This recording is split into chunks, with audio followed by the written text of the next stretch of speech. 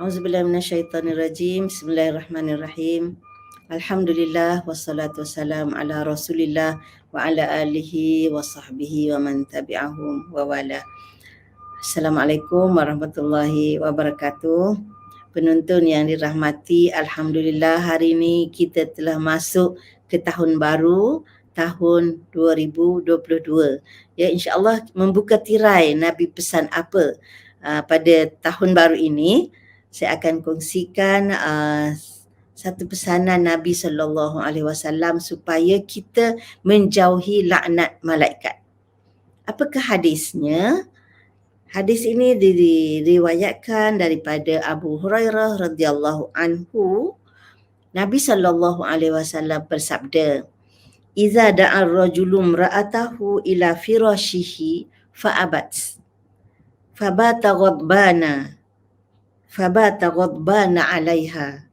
La'anat hal malaikatu hatta tasbahu." Maksudnya, apabila seorang suami mengajak isterinya ke tempat tidur tetapi isterinya tidak datang, maka suami itu tidur dalam keadaan memendam marah atau memendam kemarahan. Malaikat laknat isteri tersebut sehingga ke pagi. Muttafaq alaih. Hadis ini selalu ditengok dari sudut kewajipan isteri taat kepada suami dalam apa keadaan sekalipun. Suami suruh, buat. Suami ajak, ikut. Suami larang, berhenti. Full stop. Kan? Jadi selalu dilihat dari sudut kewajipan isteri terhadap suami. Tuan-tuan dan puan-puan, mari kita tengok dari sudut lain. Suami adalah qawam, pemimpin, ketua yang diberi amanah untuk menjaga kesejahteraan rumah tangga, keselesaan dan kemaslahatan orang yang berada di bawah jagaannya, lebih-lebih lagi isterinya. Allah Subhanahu Wa Taala memerintahkan kepada para suami dalam surah An-Nisa ayat 19, wa'ashiruhunna bil ma'ruf. Maksudnya, dan gaulilah mereka, yakni isteri-isteri kamu itu, bil ma'ruf, dengan cara yang baik. Itu tanggungjawab suami sebagai ketua, sebagai qawam dalam rumah tangga. Jadi kita faham di situ, suami kena layan isteri dengan cara yang baik. Jadi kalau suami memerlukan isterinya, suami memerlukan belayan isterinya, maka ajaklah dengan cara yang baik, cara yang mesra. Nak dapatkan kemesraan, nak dapatkan kasih sayang, nak dapatkan kepuasan, adakah dengan cara perintah dan arah? Macam bukan suami isteri lah. Macam berlaku macam rogol. Itu setengah-setengah orang panggil apa? Rogol, suami rogol isteri. Apa tak rogolnya? Tak kira isteri, saya bukan setuju istilah tu, tapi macam rogol lah. Maknanya isteri penat ke tak penat ke, isteri bersedia ke tak bersedia ke, pakai hentam saja.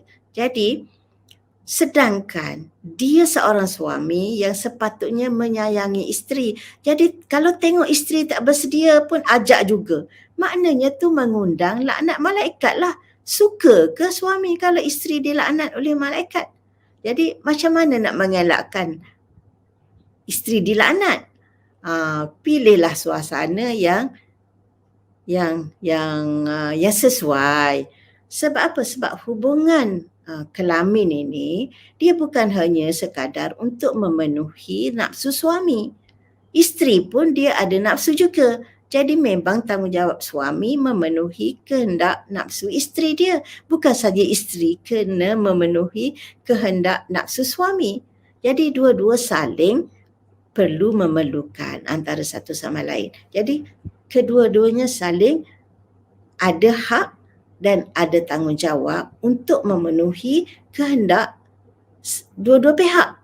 Jadi kalau suami ada keinginan, maka kena tahu isteri pun ada keinginan juga. Malah ada ulama kata kalau suami abaikan keinginan isterinya yang selalu kita sebut nafkah batin tu, suami juga berdosa dan dipertanggungjawabkan. Bukan isteri saja yang wajib memenuhi nafkah keperluan batin suami. Suami juga mesti memberi nafkah batin kepada isteri. Jadi maknanya hubungan kelamin ini adalah saat di mana mereka mencurahkan kemesraan, cinta, kasih sayang antara mereka berdua. Jadi apabila hendak melakukan hubungan ini, pilihlah suasana, keadaan yang baik, ya, dalam keadaan isteri bersedia.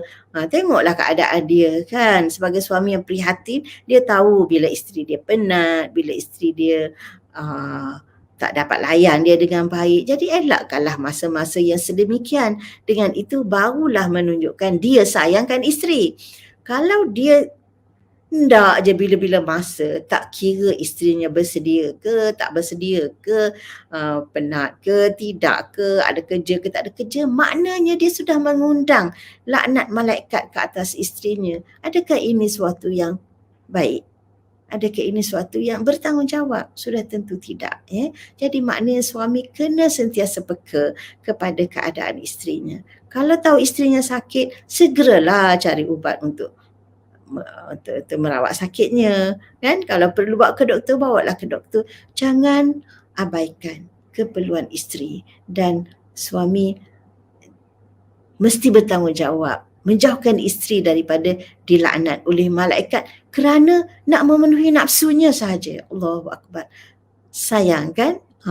Jadi suami yang sayangkan isteri, maka belailah isteri dengan cara yang penuh kasih sayang, penuh kemesraan, penuh empati, prihatin dan sama-sama menjalin hubungan cinta demi mencari redha Allah Subhanahu Wa Taala, bukan menjadi sebab untuk mengundang laknat para malaikat. Na'udzubillah. Sekian dulu untuk kali ini. InsyaAllah akan menyusul lagi pesanan yang lain pada minggu akan datang. Wassalamualaikum warahmatullahi wabarakatuh.